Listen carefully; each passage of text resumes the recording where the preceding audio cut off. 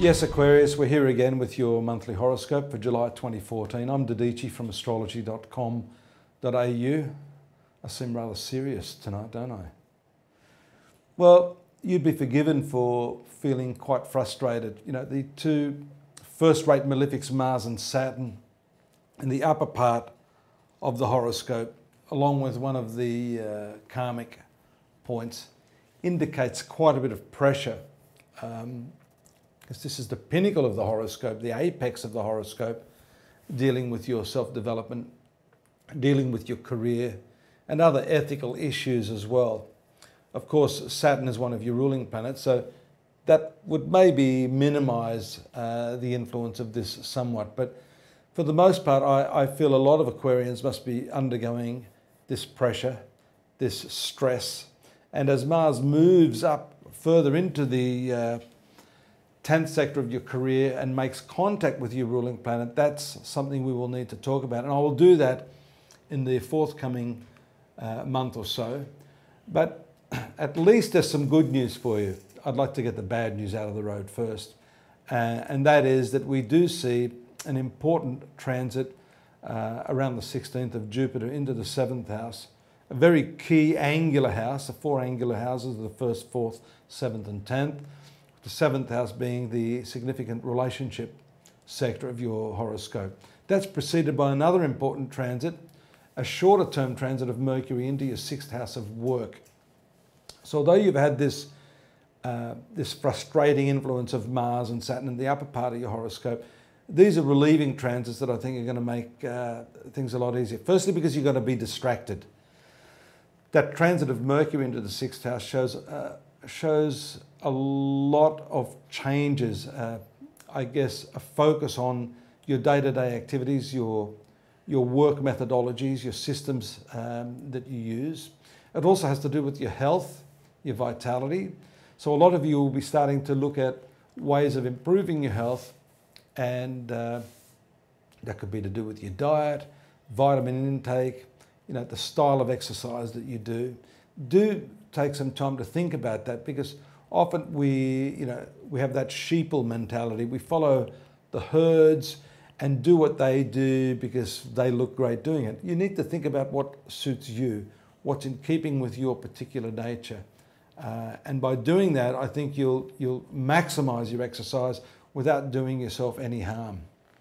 But let's get back to that Jupiter transit. It's a 12-month transit, and it takes 12 years for that planet to actually get back to this position. Moving into your career sector, public relations sector, business associations, this is a very significant transit, and one that I can safely say is going to bring with it a lot of good fortune and a lot of good luck. Especially for those of you that haven't been having so much luck in relationships, this is a transit that generally brings with it opportunities in that area. And for those of you that are in relationships, the conciliatory tone, the optimism that's associated with Jupiter can only be a good omen for you to settle any of those old scores.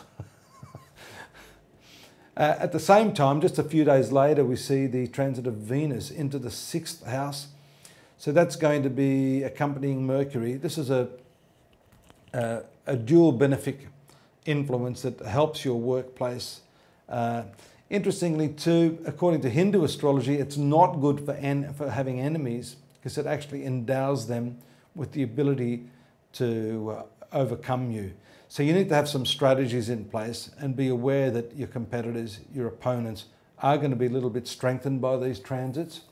So being forewarned is being forearmed. You need to be one step ahead of them. And that's where astrology can be useful to you in that sense. You can be creative with your finances at that time, because around the same dates, Mercury and Neptune are in a good aspect. That has to do with your debts and your expenditure. So you can actually curtail some of your debts at that time. So that's very, very good. We see a favourable aspect of Mercury on the same date to the career sector, the upper part of the horoscope. So communications associated with your work, employment opportunities are strongly highlighted at that time. The 22nd, the hard aspect of Mercury to Pluto. Some of the writings and the correspondence that I talked about are not pleasant under the Mercury opposition Pluto. and what's been hidden comes to light. So there could be information that comes to you, or you will be revealing some information to other people that may not be so pleasant.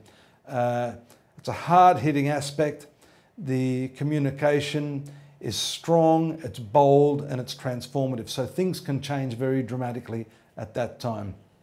We see also a good level of popularity for you with the Sun moving to the 7th house on the 23rd. And thereafter, some mixed aspects on the 24th, 25th, 26th, with Mercury in a hard and a favourable aspect to Uranus and Saturn. So there's a mixture there. Again, that's all coming from your 6th house. 6th house having to do with that work environment, the co-workers, the people that you work with. For some of you, there can be some transformation in the actual, I suppose, the environment you work in. There may be a shift, a movement out of that. For some, it could indicate renovations, for example, change in furniture, change in the type of equipment that you use, new learning processes that can take up a lot of time. Mars moves to your 10th house on the 26th, so that's going to make it all better.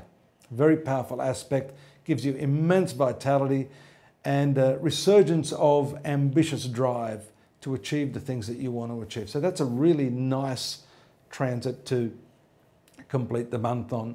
There's one other transit on the 28th there, that's the Venus to Pluto opposition. That's not so good, but for some of you that may have to do with workplace romances. Be careful you don't get caught out or get embroiled in something that's going to affect your career for the long term. You need to think carefully, think with your head, not with what's below the belt.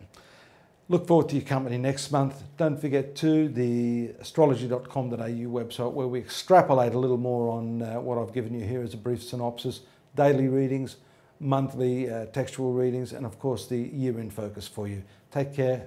Hope the month is a good one for you, and I'll see you next month here. Bye-bye.